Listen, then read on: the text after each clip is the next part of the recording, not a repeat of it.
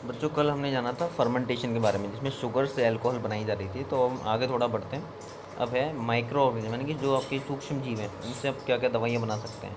जब उनसे दवाइयाँ बनती है तो हम उसको बोलते हैं एंटीबायोटिक। एंटीबायोटिक क्या करते हैं, जो आपके माइक्रो ऑर्गेनिज्म हैं जो बीमारी फैला रहे हैं, जिस प्रोसेस से वो फूड ऑब्टेन करते हैं उस प्रोसेस को वो ख़त्म कर देते हैं। ठीक है, जिसकी वजह से वो दवाइयाँ नहीं, जिसकी वजह से वो ग्रो नहीं कर पाते और वो मर जाते हैं। ऐसी दवाइयों का नाम है टेट्रासाइक्लिन, स्ट्रेप्टोमाइसिन, एरिथ्रोमाइसिन, ये सब इनके एग्जाम्पल हैं। ठीक है।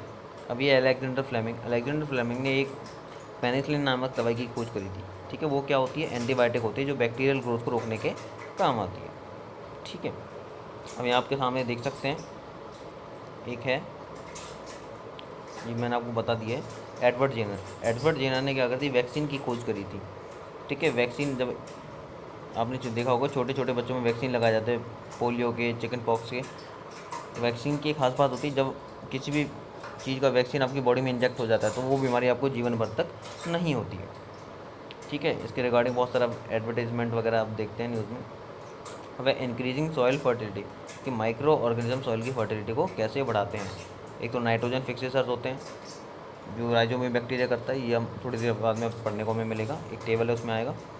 ब्लू ग्रीन एल्गी है, ये भी सॉइल फर्टिलिटी को बढ़ाने का काम करते हैं। अब ये एनवायरनमेंट को कैसे क्लीन करते हैं, मान लीजिए कुछ एनिमल्स हैं जो मर जाते हैं। ठीक है, तो वो मरने के बाद सड़ने लग जाते हैं। वो सड़ते क्यों हैं, क्योंकि उन पर माइक्रो ऑर्गेनिज्म आ जाते हैं, उनको धीरे धीरे खाने लग जाते हैं। खाने के बाद वो ख़त्म हो जाता है, और ख़त्म होने के बाद जो वेस्ट बचता है वो मिट्टी में मिलता है, उससे मैन्योर बनती है। और वो एनिमल भी वहाँ नहीं रहा, वहाँ की जो एयर रहेगी वो साफ़ रहेगी, बदबू भी नहीं आएगी। इस प्रकार आपका एनवायरनमेंट भी साफ़ हो जाता है।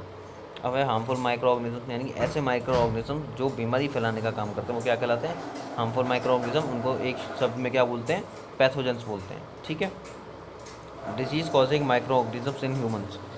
अब देखिए हमें कौन सी बीमारी, वायरस से, बैक्टीरिया से हमें बहुत सारी तरह की बीमारियाँ होती हैं, है ना। ऐसे डिजीज़ जो एक पर्सन से दूसरे पर्सन में, एक एनिमल से दूसरे एनिमल में, या फिर एक एनिमल से पर्सन में हो जाती है, उसको हम बोलते हैं कम्युनिकेबल डिजीज, जैसे कि common cold, cholera, chicken pox. ठीक है, ये माइक्रोब हमारे छींकने से, हमारे कांटेक्ट से किस तरह भी हमारे बॉडी में आ सकते हैं। तो पहला इसमें एग्जांपल दिखा रहा है मलेरिया में क्या होता है, फीमेल एनोफ्लीज एक मॉस्क्यूट होता है जो आपको काटता है और आपको मलेरिया हो जाता है। ऐसे ही एक और होता है मच्छर, जिसका नाम है एडीज मॉस्किटो। एडीज मॉस्किटो आपको काटता है तो आपको डेंगू नाम की बीमारी हो जाती है। ठीक है। अब इनसे बचने के लिए आप क्या करें, आसपास जो पानी इकट्ठा है उसको इकट्ठा नहीं होने दें, मच्छर मारने की दवाइयाँ डालने दें। और जहाँ लार्ज लेवल में पानी इकट्ठा रहता है तो वहाँ पे वैज्ञानिक लोग क्या करते हैं, वो एक गैम्बूसिया नाम की एक मछली होती है, उसको उस तालाब में छोड़ दिया जाता है, जिसकी वजह से वो सारे मच्छरों की लार्वा वो खा जाती है और मच्छर नहीं पनप पाते। अब ये एक टेबल आपको किस प्रकार याद करनी है, आपको याद करनी है कि इनमें से कौन सी बीमारी जो है बैक्टीरिया से हो रही है और कौन सी बीमारियाँ वायरस से हो रही हैं। आप उन सबको देखें, देखिए जैसे बहुत सारी बीमारियाँ, और कौन सी बीमारी प्रोटोजोआ से हो रही है, तो आप इन सबको पढ़ें और याद करें। ठीक है, बहुत ही ईजी है कैसे इनसे बचें। अब बीमारियाँ कुछ एनिमल्स में भी होती हैं, जैसे कि रॉबर्ट कोच ने एक बैक्टीरिया खोजा था, बैसिलस एंथ्रेक्स। ये क्या करता है, एंथ्रेक्स नामक बीमारी फैलाता है, जो कि गाय के पैरों में कई बार छाले वगैरह पड़ जाता है, देखा होगा। तो ये इसी बैक्टीरिया की वजह से होती है। ठीक है। अब प्लांट्स में भी कुछ ना कुछ बीमारी होती हैं, आपने बहुत सारे प्लांट देखो होंगे पत्तियों पे धब्बे धब्बे पड़ जाते हैं। तो प्लांट्स की बीमारी कौन सी होती हैं, जैसे कि सिट्रस कैंकर, ये नींबू में होती है। नींबू पे एक मटमैले कलर का धब्बा होता है, वो एक नींबू की बीमारी होती है, बैक्टीरिया से होती है। अब फंजाई से होने वाली बीमारियाँ, रस्ट ऑफ वीट, यानी कि वीट की जो फसल है उसमें जो फल जो लग रहा है ऊपर, यानी जो दाने वहाँ वाइट वाइट वाइट वाइट हो जाता है, उसको वीट रस्ट बोलते हैं। अब येलो वेन मोज़ेक ऑफ भिंडी। अब भिंडी की जो है उसमें एक येलो वेन हो जाती है, यानी कि लाइन्स हो जाती है येलो कलर की, उसको हम येलो वेन बोलते हैं। फूड पॉइजनिंग, आपके फूड का ख़राब हो जाने का कहलाता है, फूड पॉइजनिंग क्या हो जाता है और आपको उल्टियाँ वगैरह होने लग जाती हैं। ठीक है, ये कब होता है, जब आपका फूड, आप अनकवर्ड फूड खा लेते हैं, मेलों में गंदा खाना जाके खा लेते हैं, तब होता है। फूड प्रेजर्वेटिव मतलब फूड को बचाना ख़राब होने से, कोई बैक्टीरिया ख़राब कर सकता है, कोई फन जाए, ठीक है, एल्गी वगैरह कुछ भी हो सकता है जिससे फूड आपका ख़राब हो जाए। ठीक है, तो आपको कैसे फूड को ख़राब होने से बचाना है, केमिकल मेथड में क्या है, कुछ केमिकल्स हैं, सोडियम बेंजोएट और सोडियम मेटाबाइसल्फाइड। इनका अगर आप सब्जियों के ऊपर या फ्रूट्स के ऊपर लेप लगा दें तो आपका वो चीज़ें जो ख़राब होने से बच जाएंगी।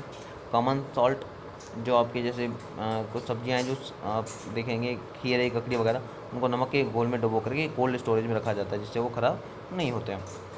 शुगर, चीनी के घोल में किसी भी चीज़ को रखना। फिर है ऑयल विनेगर, ये हमारे अचार वगैरह क्या होते हैं, ऑयल में और विनेगर में डुबो के रखे जाते हैं। Hot heat and cold treatment, ये थोड़ा इंपॉर्टेंट है, इसको हम बोलते हैं पाश्चराइजेशन। पाश्चराइज आपने देखा होगा, घर में दूध को गर्म करना, ठंडा, फिर उसको स्टोर करना, फिर उसको ठंडा करना, फिर गर्म करना, फिर स्टोर करना, वो आपका पाश्चराइजेशन कहलाता है। इसकी डिस्कवरी जो की थी वो करी थी लुईस पाश्चर ने, ठीक है। स्टोरेज एंड पैकिंग, अब उनको क्या किया जाता है, जो भी हमें स्टोर, जैसे कि आपके ड्राई फ्रूट्स वगैरह हैं, कोई भी चिप्स वगैरह भी हो खाने की, उनको पैकेट्स में रखा जाता है, ठीक है। उसके अंदर ऑक्सीजन गैस नहीं, नाइट्रोजन गैस डालिए। अगर ऑक्सीजन गैस डालेंगे तो फूड ऑक्सीडाइज होगा, ख़राब हो जाएगा, लेकिन नाइट्रोजन में ऐसा नहीं होता है। अब है नाइट्रोजन फिक्सेशन। नाइट्रोजन फिक्सेशन क्या होता है, लेग्यूमिनस प्लांट्स की जड़ों में बैक्टीरिया होता है, जैसा कि आपको डायग्राम में दिख रहा है। ये एक लेग्यूमिनस प्लांट है, ये मटर वाला पौधा या फिर दाल वाला पौधा है। उनकी जड़ों में, गांठों में बैक्टीरिया, ये गांठें दिख रही हैं, यहाँ बैक्टीरिया होता है, इसको बोलते हैं राइजोबियम बैक्टीरिया। राइजोबियम बैक्टीरिया क्या करता है, आपके आसपास के एनवायरनमेंट में जो नाइट्रोजन है उसको नाइट्रेट और नाइट्राइट में बदल देता है, इसलिए इन बैक्टीरिया को नाइट्रोजन फिक्सेसर बोलते हैं, और वो नाइट्रोजन प्लांट ले लेता है। अब है नाइट्रोजन साइकिल। देखिए, हम जानते हैं हमारे एटमॉस्फेयर में 78% क्या होती है, नाइट्रोजन होती है। अब उसको नाइट्रोजन का कैसे यूज़ किया जाता है, अब देखिए टेबल में दिख रहा है, एटमॉस्फेयर की जो नाइट्रोजन है उसको बैक्टीरिया ले लिया, बैक्टीरिया ने उसको फिक्स किया और नाइट्रोजन फिक्स हो गई और वो मिट्टी में मिल गई।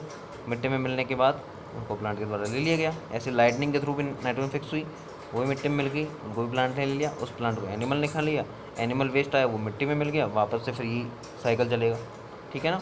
तो इस प्रकार नाइट्रोजन फिक्सेशन हो जाती है। तो यहाँ आपका ये चैप्टर कंप्लीट हो गया, आप इसको पढ़ें, क्वेश्चन आंसर्स करके देखें, नहीं आए तो आप कमेंट बॉक्स में पूछ सकते हैं।